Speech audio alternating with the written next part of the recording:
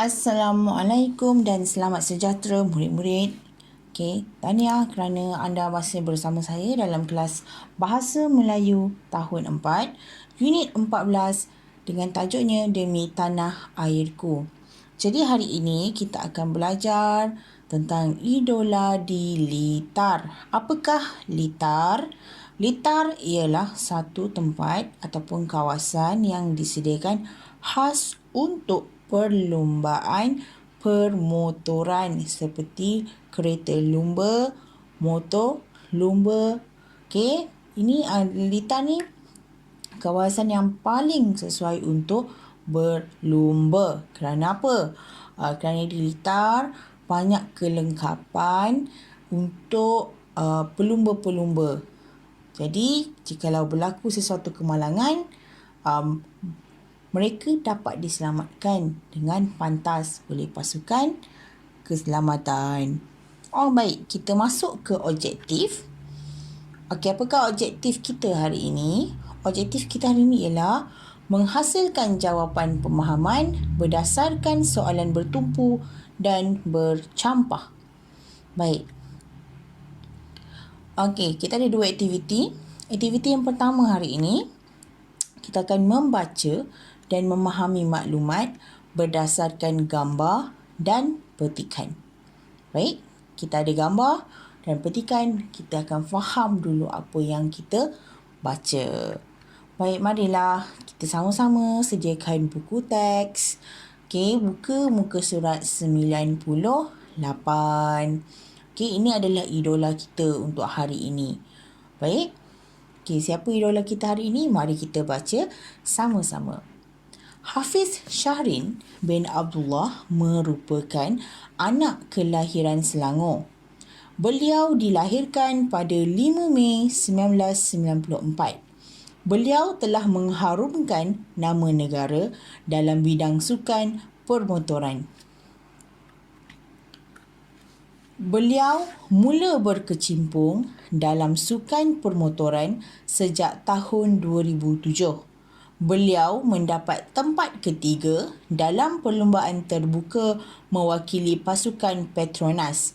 Pada tahun 2009, beliau telah dinobatkan sebagai pemenang kategori pelumba muda dalam perlumbaan yang diadakan di Alustar, Kedah. Pada tahun 2012, Hafiz Syahrin berjaya menaiki podium di tempat ketiga dalam kategori pelumba jemputan kelas Moto2. Kemudian, beliau mendapat tempat kedua dalam perlumbaan kelas Moto2 di San Mario, Itali dan mendapat tempat ketiga di Motegi, Jepun. Hafiz Syahrin melakar sejarah menjadi pelumba pertama negara dan Asia Tenggara yang berlumba di kelas utama MotoGP. Pembabitan beliau dalam kelas utama MotoGP bermula pada tahun 2017. Sikap kesungguhan beliau harus dipuji. Baik, ini adalah serba sedikit tentang pelumba motor negara kita iaitu Hafiz Syahrin. Sekarang kita dah faham petikannya. Mari kita masuk ke aktiviti yang kedua, iaitu menghasilkan jawapan pemahaman berdasarkan soalan bertumpu dan mencapah. Baik, terdapat 5 soalan yang telah disediakan. Awak boleh tengok dalam buku teks awak. Sama soalannya sama macam yang ada di dalam slide saya. Baik, soalan yang pertama. Siapakah pelumba dalam sukan pemotoran negara? Soalan yang kedua. Di manakah negeri kelahiran beliau? 3. Apakah kejayaan yang telah diperoleh beliau? 4. Mengapakah semangat beliau harus dicontohi? 5.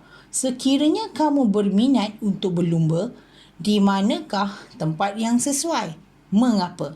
Baik, ini adalah 5 soalan yang kita akan bincangkan bersama-sama untuk mendapatkan jawapan. Dan saya nak awak menjawab soalan berdasarkan petikan. Baik. Kita tengok soalan yang pertama. Siapakah pelumba dalam sukan permotoran negara? Okey, baik. Bila kita nak tulis jawapan untuk soalan pemahaman, jawapannya mesti ambil semula daripada soalan. Okey, daripada soalan 1 ini, kita perlu ambil daripada mana jawapannya? Ya, pelumba dalam sukan permotoran negara ialah, baik, awak akan tulis macam ni. Ini jawapan dia. Jawapan yang untuk permulaan. Okey, pelumba dalam sukan permotoran negara ialah, siapa? Baik, kita tengok petikan yang pertama tadi. Hafiz Syahrin bin Abdullah. Okey, jadi kita masukkan nama beliau dalam jawapan kita. Jadi ini adalah satu jawapan yang lengkap. Okey, apakah jawapan kita? Pelumba dalam sukan pemotoran negara ialah Hafiz Syahrin bin Abdullah. Baik, jelas? Kemudian kita tengok pula soalan yang kedua. Di manakah negeri kelahiran beliau? Sama macam soalan pertama. Kita ambil balik jawapan daripada soalan. Negeri kelahiran beliau ialah, okey, kita tengok petikan yang pertama. Di mana beliau dilahirkan? Selangor. Okey, negeri kelahiran beliau ialah Selangor. Cikgu, kalau saya nak letak nama penuh Selangor tu boleh tak? Iaitu Selangor Darul Ihsan. Boleh, tak ada masalah. Awak nak letak, okey, boleh je. Okey, baik. Sekarang kita masuk pula soalan yang ketiga. Apakah kejayaan yang telah diperoleh beliau? Jawapan ni sangat panjang. Okey, daripada petikan tadi, banyak kejayaan yang telah beliau kecapi. Baik, kita ambil macam biasa, kita ambil jawapannya daripada soalan. Kejayaan yang telah diperoleh beliau ialah, okey, kita dapat dalam petikan yang kedua dan ketiga. Okey, baik, tengok saya akan highlightkan kejayaan beliau. Tunggu saya tukar colour. Okey, mula-mula apakah kejayaan yang pertama? Okey, mendapat tempat ketiga dalam perlumbaan terbuka. Okey, kemudian dinobatkan sebagai pemenang kategori pelumba muda. Kemudian berjaya menaiki podium di tempat ketiga dan mendapat tempat kedua dalam perlumbaan kelas Moto2 serta tempat ketiga di Motegi Jepun. Okey, jadi ini adalah kejayaan beliau. Jadi macam mana kita nak tulis? Okey, baik, ini adalah jawapannya. Okey, kejayaan yang telah diperoleh beliau ialah mendapat tempat ketiga dalam perlumbaan terbuka. Sini ni saya ambil ni tadi.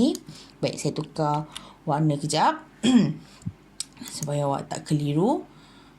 Okey, ni yang pertama tadi. Ni mendapat tempat ketiga dalam perlumbaan terbuka. Kemudian pemenang kategori pelumba muda. Okey, kat sini pemenang kategori pelumba muda serta tempat kedua dan ketiga jemputan kelas motor. Okey, kalau tengok kat sini dia ada 3, 2. Jadi kita gabungkan sekali kerana dia di bawah kategori yang sama. Jadi serta tempat kedua dan ketiga jemputan kelas motor 2. Jadi itu adalah jawapan kita untuk soalan yang ketiga.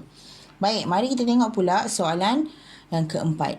Mengapakah semangat beliau harus dicontohi? Okey, sama, kita ambil balik jawapan dekat atas. Semangat beliau harus dicontohi kerana, okey, kenapa?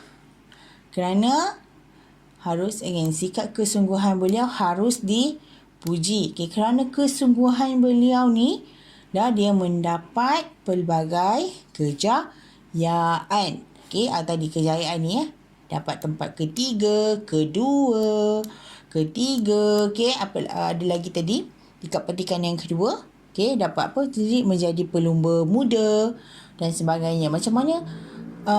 Kenapa kita perlu ikut beliau semangat tu? Okey, kerana beliau sentiasa berusaha bersungguh-sungguh untuk mencapai kemenangan sekaligus mengharumkan nama negara. Jika beliau tak bersungguh-sungguh dalam menghasilkan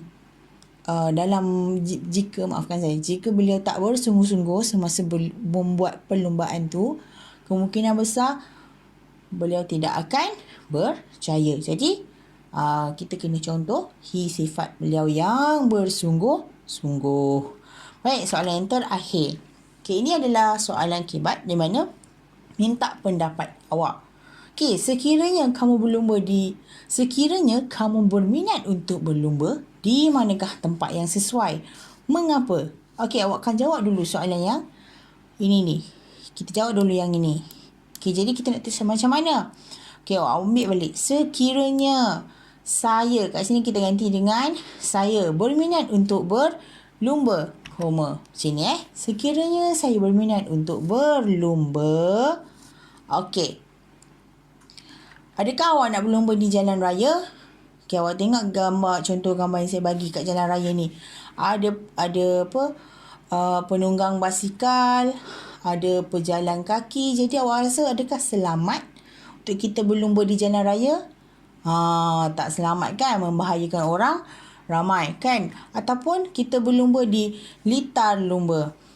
Okey, nampak? Adakah awak rasa mana yang selamat antara dua ni, jalan raya atau litar lumba? Jadi yang mana satu?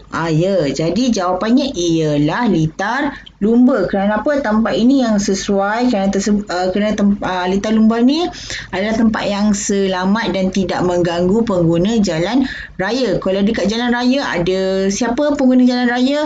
Penunggang basikal, pemandu kenderaan besar dan sebagainya. Itu sangat berbahaya. Jadi untuk berlumba dengan lebih selamat adalah di litar lumba.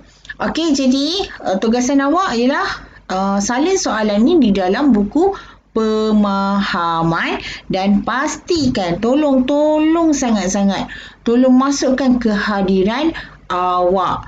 Walaupun kerja tak siap, tapi saya nak awak update dahulu kehadiran awak supaya saya tahu awak dah masuk dalam PDPR ini. Baik, itu sahaja daripada saya. Kita akan berjumpa untuk kelas yang seterusnya. Assalamualaikum dan terima kasih. Bye.